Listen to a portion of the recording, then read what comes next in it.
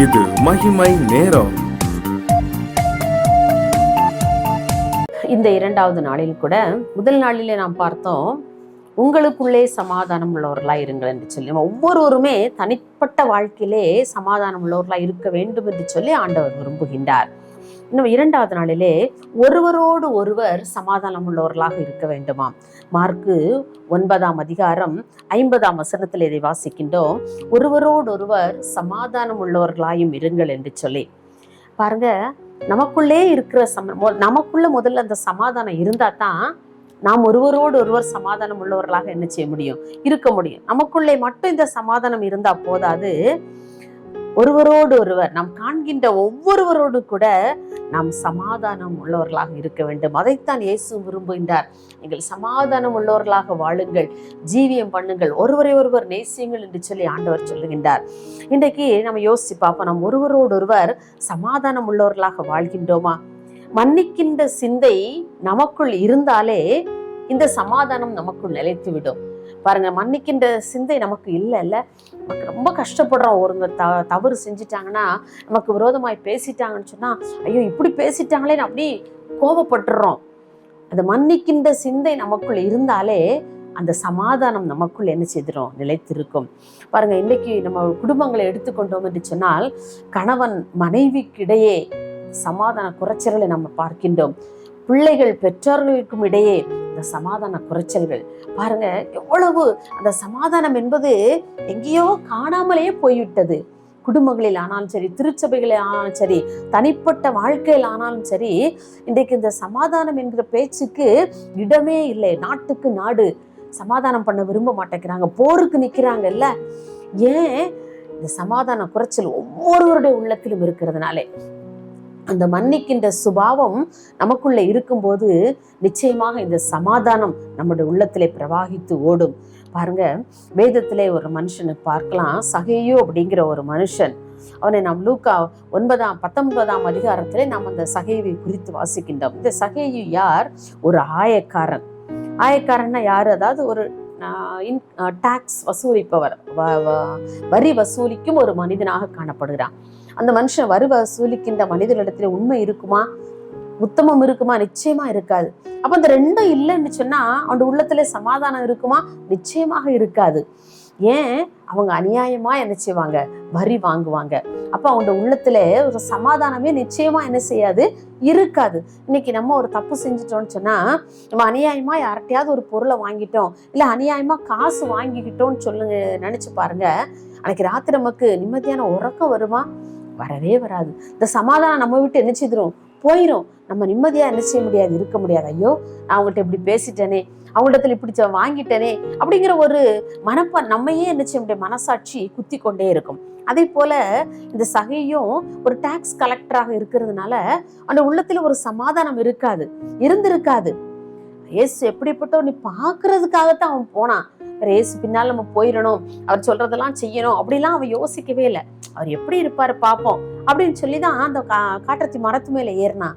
ஆனா ஏசப்பா நினைச்சிருந்தாங்க, ஏசப்பா பாக்குறதுக்கு முன்னாடியே ஏசப்பா அவரை பார்த்துட்டாங்க. சகையவே பார்த்துட்டு, சகையை நீ கீழே இறங்கி வா, இன்னைக்கு நான் உன் வீட்டுக்கு வரப்போறேன் அப்படின்னு சொன்னேன்னு அவனுக்கு உள்ளுக்குள்ள ரொம்ப கலக்கம் இருந்திருக்கும்ல, பயம் இருந்திருக்கும், ஒரு சமாதான குறைச்சல் வந்திருக்கும்.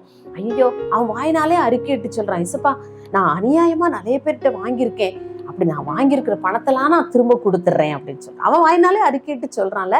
அப்போ எவ்வளவு அநியாயமா பணங்கள்லாம் இது பண்ணிருப்பான், வாங்கியிருப்பான் இல்லையா? எவ்வளவு வரி வசூலிக்க, ஒருவேளை வரி கம்மியா இருந்தாலும் அதுக்கு டபுள் மடங்கா வசூலித்து இருக்கலாம். அதான் சொல்றான், நான் யாரிடத்துல அநியாயமா வாங்கினது உண்டானால் நாளத்தனையா அதை நான் திரும்ப செலுத்தி விடுகிறேன் என்று சொல்லி. பாருங்க, அவனுக்குள்ள சமாதானம் இருந்திருக்குமா? இருந்திருக்காது. அவன் மற்றவங்களிடத்துல சமாதானத்தை பத்தி பேச முடியுமா? நிச்சயமா பேச முடியாது இல்லையா? அதுதான் பவுல் சொல்ற, ஒருவரோடு ஒருவர் சமாதானம் உள்ளவர்களாக இருங்கள். நம்ம ஏசப்பா நம்மளை பார்த்து அதான் சொல்றாங்க, நீங்க ஒருவரோடு ஒருவர் சமாதானம் உள்ளவர்களாக இருங்கள். இந்த சகைவுக்கும் அந்த மக்களுக்கும் இடையில ஒரு சமாதான உறவு இருந்திருக்கும்னு நம்ம நினைக்க முடியுமா? நிச்சயமா முடியாது. அவனை பார்த்தோன்னே சொல்லுவாங்க, எப்பா அநியாயக்காரன்ப்பா, என்கிட்ட இருந்து இவ்வளவுதான் எனக்கு என்னுடைய இதுக்கு வரி பொருளுக்கு, ஆனா எவ்வளவு அநியாயமா வாங்கிட்டான் தெரியுமா, அப்படிதான் திட்டி இருப்பாங்க நிறைய பேர்.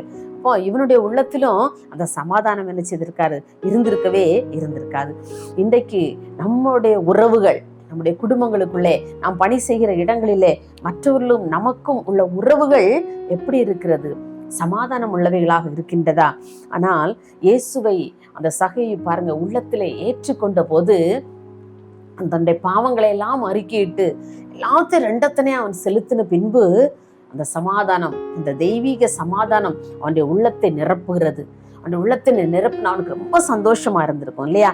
பாருங்க, இந்த சகையை போல நம்முடைய வாழ்க்கையிலும் கூட நம்ம அநேக வேளைகளிலே நாம் தவறுகிறவர்களாக இருந்தாலும் கூட, அப்படி நாம் ஏசப்பா கிட்ட வரும்போது இந்த சகைவை போல நம்முடைய உள்ளத்திலும் கூட இந்த சமாதானம் நிரம்பி வழியும். எப்படி தன்னுடைய பணத்தை எல்லாம், தான் அநியாயமா வாங்கின பணத்தை எல்லாம் திரும்ப செலுத்தினது போல நம்முடைய வாழ்க்கையில நான் சொல்லுவோம், ஏசப்பா நான் இந்தந்த இடங்களில் எல்லாம் நான் தவறி போய்விட்டேனப்பா, எனக்குள் சமாதானம் இல்லை, என்னுடைய குடும்பங்களுக்குள்ளே சமாதானம் இல்லை, நான் பிறரோடு பேசும்போது அந்த சமாதானமுள்ள வார்த்தைகளை என்னால் பேச முடியலப்பா அப்படின்னு சொல்லி நம்ம ஏசப்பா கிட்ட வந்து அவருடைய சமூகத்திலே நம்மை முழுவதுமாக சகையை போல நாம் அறிக்கையிட்டு அவரை போல முழுவதுமாக அவரை அண்டிக் கொள்வோம் என்று சொன்னால், சகையை பெற்றுக்கொண்ட அந்த சமாதானம் உள்ள ஒரு வாழ்க்கையை ஏசப்பா நமக்கும் தருவதற்கு அவர் வல்லமை உள்ளவராக இருக்கின்றார். நாம் ஒருவரை ஒருவர் மன்னித்து வாழும் பொழுது நிச்சயமாக இந்த சமாதானம் நம்முடைய உள்ளத்திலே என்றைக்குமே நிலைத்திருக்கும். பாருங்க, ஒருவேளை நம்மளை குறித்து மற்றவங்க தவறா எதுவும் பேசியிருந்தா கூட நம்ம உடனே கோவப்பட்டு பேசிடுறோம்ல, அப்போ அந்த சமாதானம் நம்மை விட்டு எடுபட்டு போய் விடுகிறது. சரி, அப்படி பேசிட்டாங்களா, சரி பரவாயில்ல, நான் அவங்கள மன்னிச்சிடுறேன் அப்படின்னு சொல்லி ஒரு வார்த்தை சொல்லும்போது பாருங்க, நம்முடைய மனதிலும் திருப்தியா இருக்கும். அவங்களுக்கு என்ன இருக்கும், நான் இவ்வளவு சொன்னாலும் கூட அவங்க என்ன பற்றி ஒண்ணுமே பேசலையா, மன்னிச்சிட்டாங்களா அப்படிங்கிற அவங்களுக்கும் ஒரு உறுத்துதல் என்ன செய்யும், கண்டிப்பா இருக்கும். இப்படிப்பட்ட ஒரு மன்னிக்கின்ற ஒரு சுபாவம், ஒருவரை ஒருவர் மன்னித்து வாழுகின்ற ஒரு குணம் நமக்குள் இருக்கும் என்று சொன்னால், நிச்சயமாகவே நமக்குள் நாம் ஒருவருக்கொருவர் சமாதானம் உள்ளவர்களாக நாம் வாழ முடியும். அப்படிப்பட்ட கிருபையை ஆண்டவர் மாத்திரம்தான் தர முடியும். இந்த சமாதானத்தை வேற யாரும் தர முடியாது. நாம் அவர் அண்டை கிட்டி சேரும் போது மாத்திரமே நாங்கள் ஒருவருக்கொருவர் சமாதானம் உள்ளவர்களாய் வாழ வேண்டும் என்று சொல்லி விரும்புகிறோம்ப்பா. என் குடும்பங்களில் இந்த சமாதானம் வேணும். நாங்கள் ஒருவருக்கொருவர் மன்னித்து வாழ, நாங்கள் ஒருவரை ஒருவர் நேசித்து வாழ எங்களுக்கு கிருபை தாங்க. நான் பணிபுரிகிற இடங்களில் நான் ஒருவரை ஒருவர் நேசித்து நாம் வாழும் பொழுது, மன்னித்து வாழும் பொழுது இந்த தெய்வீக சமாதானம் எப்பவும் நம்முடைய உள்ளத்துல இருக்குங்க.